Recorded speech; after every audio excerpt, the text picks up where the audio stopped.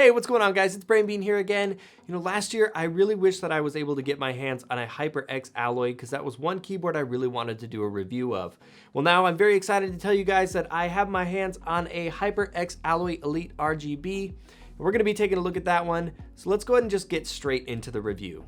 Starting as always with construction and design, the HyperX Alloy Elite RGB is a 104 key mechanical keyboard with an exposed switch design. It's one of the most solid feeling keyboards I've reviewed thanks to its steel frame construction. Because of this though, it's also pretty heavy. Like I mentioned, the board uses a steel metal backplate that makes the keyboard have almost zero flex. Aesthetically, the board isn't too over stylized. There's a small HyperX logo above the number pad and also of course the RGB light bar, but we'll talk more about that in just a minute. There's also some stylistic modeling of the plastic on the sides. It's subtle, but it does give the keyboard a little bit more personality. But for now, let's get straight into the lighting. One of the most notable changes on the Alloy Elite is the addition of the light bar.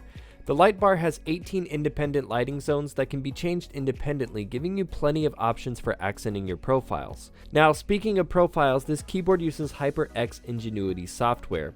In this software, you can create up to 3 profiles that are saved directly onto the keyboard's memory, so you can use it on any computer that doesn't have the software installed. The software does have a pretty intuitive layout, and I found it easy enough to create the effects that I wanted to make custom profiles within about 5 minutes or so of tinkering around with it. For those of you that just like to use preset lighting effects, you might be a little bit disappointed to see that there's only a handful of presets. You do get the standard color wave and reactives, for example, and you can do up to 2 layers of these effects, like a reactive typing over breathing, for example, but that's about it. There's only 6 different lighting effects in total. Even though it's not the most powerful software out there, I do have to give it credit for being very user-friendly. The board itself uses Cherry MX switches, so you do of course get your full per key RGB illumination, and coupled with those clear switch bodies and the floating key design, it does make for some nice looking lighting. As an added bonus, the media keys are also RGB enabled. However, the dedicated buttons for changing profiles, brightness, and game lock are not illuminated at all, which I do think does look kinda silly. These buttons allow you to toggle between one of the 3 onboard profiles, cycle between the 3 brightness settings, and toggle the gaming mode, which by default disables the Windows keys, but you can also configure it to do more in the software. The keycaps on the Alloy Elite are made of ABS plastic and have a nice clean simple font that I really like. There's also good illumination of all the secondary characters, which I always appreciate, and I also like that they added a little HyperX logo to the spacebar. Traditionally, the spacebar I think is a little underutilized when it comes to lighting in my opinion, so I appreciate them adding just that little bit of extra flair. As I've already briefly said, the Alloy Elite does use Cherry MX RGB switches and is available in blue, brown, and red varieties, making it one of the few gaming keyboards with this kind of build quality and features that actually gets offered in blues. The rock-solid performance of Cherry never disappoints, and the clear switch bodies accent the floating key design nicely. Cherry MX switches are guaranteed to perform as good as new for up to 50 million keystrokes, so you can plan on using this keyboard for quite some time. I got my Alloy Elite in Cherry MX Browns, and as it just wouldn't be a Brainbean video without it, here's a quick sound test.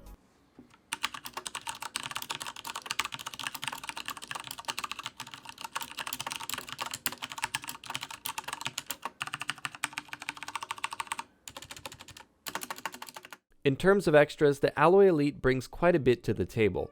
In the box you get a detachable plastic wrist rest, and yes, unfortunately I did say plastic.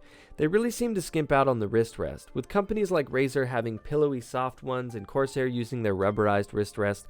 HyperX's flimsy plastic wrist rest just feels like it belongs on a budget keyboard. Even though I am disappointed with the wrist rest, it does get the job done, and it is the appropriate length to offer decent support while gaming, and the texture on it really doesn't feel that unpleasant on the skin. The board also comes with a set of silver diamond plate keycaps and a keycap puller.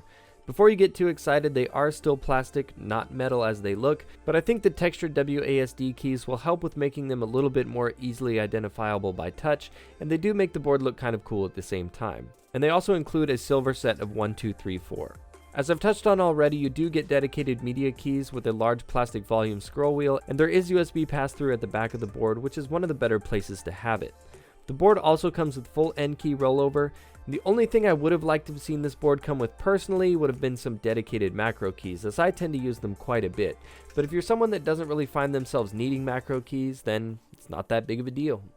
The underside of the keyboard has 2 large rubberized pads and 2 rubberized extendable legs to keep that keyboard from sliding around the desk, and the cable is braided, which splits into 2 USB connectors, one for the board and one for the pass-through. The LED indicators are located to the right of the HyperX logo, and interestingly enough, they replaced the scroll lock LED with an indicator for gaming mode, so I guess you'll just have to figure out when you have scroll lock enabled. Overall, there's a lot to like about the HyperX Alloy Elite RGB.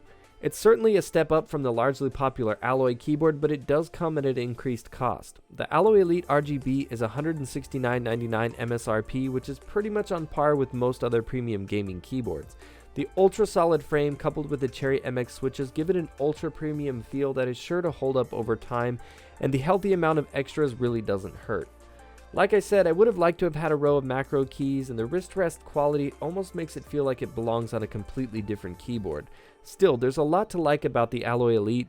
It's a powerhouse of a gaming keyboard that's as durable as it is flashy. Well, that's it for the video, guys. Let me know in those comments down below what you think about the Alloy Elite RGB. Do you think that it's a pretty good upgrade from the Alloy, or do you think that it's just a bit overkill? Let me know what you guys think. Of course, if you enjoyed this video, give it a big thumbs up to show your support, and if you're new here on the channel, I'd love to see you subscribe because I've got a lot more videos like this one coming for you in the near future. You can also follow me on Twitter at Brainbean Gaming. I've got some giveaways going on there right now, and of course you can stay up to date with what's going on with the channel. Well, that's it for the video, guys. Thank you so much for watching, and I will see you in the next one.